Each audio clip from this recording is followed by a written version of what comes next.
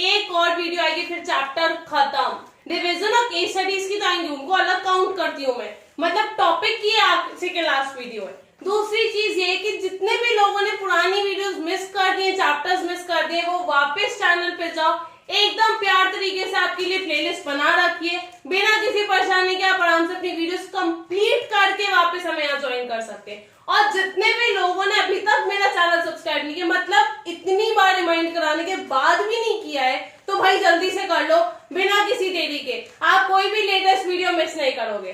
चलो आज की वीडियो स्टार्ट करते हैं। हमने लास्ट वीडियो में पढ़ा था कि डेलीगेशन का मतलब होता है अथॉरिटी का डाउनवर्ड ट्रांसफर होना।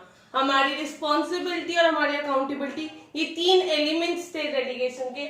आज हम पढ़ेंगे कि डेलीगेशन के प्रिंसिपल्स क्या होते हैं। पहला प्रिंसिपल होता है कि आपकी authority should be equals to responsibility, यानी कि उतनी अथॉरिटी प्रोवाइड करनी चाहिए जितनी आपकी रिस्पॉन्सिबिलिटी है। अगर आपको याद हो तो हमने डेलीगेशन में भी यही चीज पढ़ी है, फिर सेकंड चैप्टर में प्रिंसिपल्स ऑफ मैनेजमेंट में फ्योल के अथॉरिटी रिस्पॉन्सिबिलिटी प्रिंसिपल वाला जो था, उसमें भी हमने ये चीज पढ़ी थी कि अथॉरिटी हमारी रिस्पॉन्सिबिलिटी के इक्वल होनी चाहिए। अगर कम होगी या ज्यादा होगी तो क्या होगा? ज्यादा होगी तो मिसयूज होगा, कम होगी तो डिले होगा। यानी कि हमारे सुपरवाइजर्स को उतनी रिस्पॉन्सिबिलिटी ही देनी चाहिए हमारे सबऑर्डिनेट को जितनी वो उनको अथॉरिटी दे रहे, जिस अथॉरिटी के बियॉन्ड वो काम कर सकते हैं।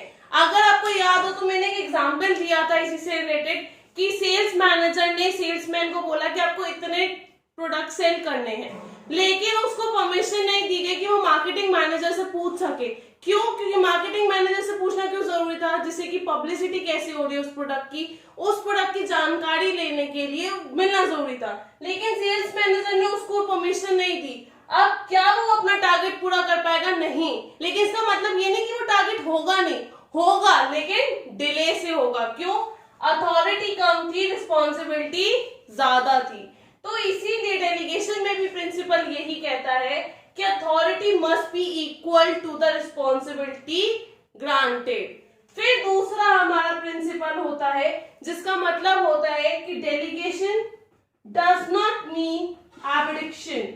एबडिक्शन का मतलब होता है कि आपने अगर अपनी पूरी अथॉरिटी या अपनी पूरी रिस्पॉन्सिबिलिटी दे दी है, इसका मतलब ये नहीं है कि आपका काम खत्म, नहीं, आप फिर भी रिस्पॉन्सिबल होगे अपने सबऑर्डिनेट के छोटे से छोटे काम के लिए। You will be held responsible for your subordinates work. आपकी जिम्मेदारी बनती है कि आप काम करो, आप काम करवाओ, लेकिन उस काम में क्या हो रहा है, कैसे हो रहा है, ये भी आपको पता होना चाहिए कि अगर आपका सबऑर्डिनेट सही काम कर रहा है या नहीं। अगर सही काम करेगा तो क्रेडिट आपको मिलेगा, गलत काम करेगा तो उसके लिए भी आप ही रिस्पॉन्सिबल होगे। समझ में आया? इसको हम क्या कहते हैं? इसको हम principle of accountability, absoluteness accountability भी कहते हैं। एब्सोल्यूटनेस ऑफ अकाउंटेबिलिटी यानी कि ये कहता है कि आपके सबऑर्डिनेट्स पूरी तरीके से अकाउंटेबल है आपको। They have to report to you. वो क्या कर रहे हैं, कैसे कर रहे हैं और क्यों कर रहे हैं, हर चीज के लिए वो आपको आंसरेबल होंगे। फिर तीसरा कहता है कि भाई अगर आपने एक सबऑर्डिनेट को दिया था काम करने को, मान लो इसको दिया था, ये काम पूरा नहीं कर पाया, तो इससे आप अथॉरिटी और रिस्पॉन्सिबिलिटी छीन के इसको दे सकते हो, यानी कि देयर कैन बी रीडेलीगेशन। समझ आया? मतलब अगर आपने एक सबऑर्डिनेट को काम दिया है तो आप उससे छुड़वा के दूसरे बंदे को भी काम दे सकते हो। रीडेलीगेशन पॉसिबल होता है। मतलब ये है कि अगर आपने एक को काम दे दिया, जरूरी नहीं कि आप उसी को दे के रखे हो, आप बाउंड हो गए कि नहीं यार अब तो इसी से काम करवाना पड़ेगा, नहीं, रीडेलीगेशन कर सकते हो। भाई नहीं काम करा, छोड़ो, हटाओ, दूसरे को दो, ऐसे भी होता है। तो ये तीन प्रिंसिपल थे। पहला, अथॉरिटी रिस्पॉन्सिबिलिटी के इक्वल होना चाहिए। डेलीगेशन का मतलब ये नहीं होता कि आप अपनी रिस्पॉन्सिबिलिटी से पीछे हट जाओ, आपके सबऑर्डिनेट्स आपके लिए फिर भी अकाउंटेबल होंगे हमेशा। तीसरा है कि रीडेलीगेशन पॉसिबल है। अब एक बार इसकी इंपॉर्टेंस देख लेते हैं। पहला इंपॉर्टेंस है इफेक्टिव मैनेजमेंट। इफेक्टिव मैनेजमेंट का मतलब है कि जब सुपीरियर से पावर सबऑर्डिनेट के पास जाती है तब क्या होता है, जब वो अपना रूटीन वर्क इनको ट्रांसफर कर देता है तो वो पॉलिसीज और जो प्लान्स है जो ऑर्गेनाइजेशन से रिलेटेड है, जो मेन चीज है उस पे वो फोकस कर पाता है और जिसकी वजह से उसकी इफिशिएंसी और इफेक्टिवनेस इंक्रीज हो जाती है। इसीलिए मैनेजमेंट और अच्छे से हो पाता है। क्यों?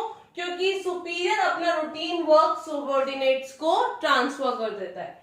फिर है मोटिवेशन ऑफ एम्प्लॉइज। अच्छा एक बात बताओ, अगर आप किसी को रिस्पॉन्सिबिलिटी दे रहे हो, किसी को कुछ कह रहे हो, तो ऐसे तो है नहीं कि कोई रीजन, बिना रीजन क्या बोल दोगे, नहीं, उन्होंने कुछ ऐसा काम किया होगा, ऑब्वियस सी बात है उनको आप रिकॉग्नाइज करोगे। जब आप रिकॉग्नाइज करते हो किसी पर्सन को तो अच्छा लगता है, उसके लिए वो मोटिवेशन का काम करता है और वो और ज्यादा बेस्ट ऑफ देयर एबिलिटी काम करने की कोशिश करता है।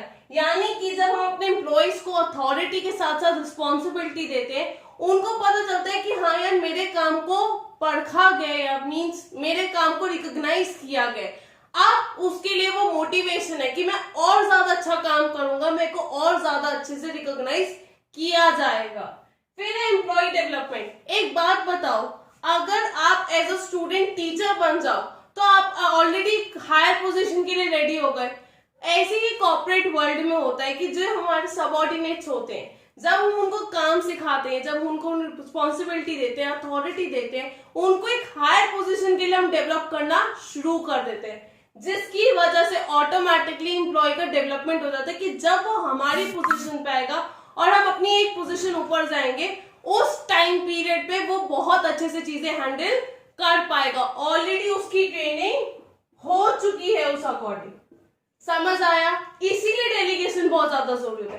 फिर आता है ऑर्गेनाइजेशनल ग्रोथ। ऑर्गेनाइजेशनल ग्रोथ का मतलब ये है कि आपकी हायर पोजीशन को टेकअप करने के लिए ऑलरेडी काफी ज्यादा एक्सपीरियंस्ड और नॉलेजेबल बंदे तैयार हो चुके हैं, और जब आपकी वर्कफोर्स ऑलरेडी एक्सपीरियंस्ड है तो आपकी ऑर्गेनाइजेशनल ग्रोथ ऑब्वियसली होगी ही होगी।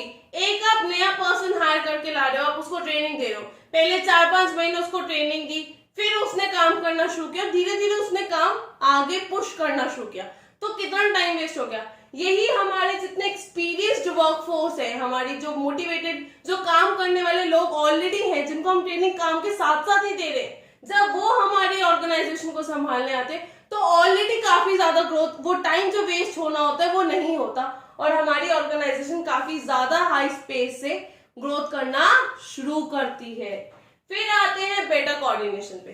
बेटर कोऑर्डिनेशन का मतलब ये होता है कि जब आपने अथॉरिटी डिफाइन कर दी, आपने रिस्पॉन्सिबिलिटी डिफाइन कर दी, आपने अकाउंटेबिलिटी डिफाइन कर दी कि कौन किसको रिपोर्ट करेगा, आपने जब हर चीज डिफाइन कर रखी है तो ना ही ओवरलैपिंग होगी और ना ही डुप्लीकेशन होगा, ना हमारे रिसोर्सेज वेस्ट होंगे, ना ही हमारे एफर्ट्स वेस्ट होंगे, तो ऑटोमेटिकली कोऑर्डिनेशन करना बहुत ज्यादा इजी हो जाएगा various departments, various levels and various functions of management के बीच में।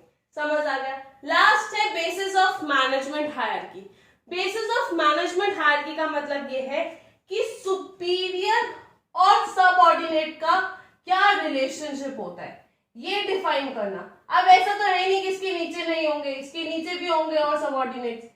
ऐसे करके हमारी मैनेजमेंट की हायरार्की होती है जो प्रिपेयर होती है, जो मैंने आपको बताया था ऑर्गेनाइजेशनल स्ट्रक्चर जैसे, ऐसी हायरार्की तैयार होती है। और डेलीगेशन भी इसी अथॉरिटी को स्टैब्लिश करना होता है कि कौन सा आपका सबऑर्डिनेट है, कौन आपका सुपीरियर, आपको किसको रिपोर्ट करना है।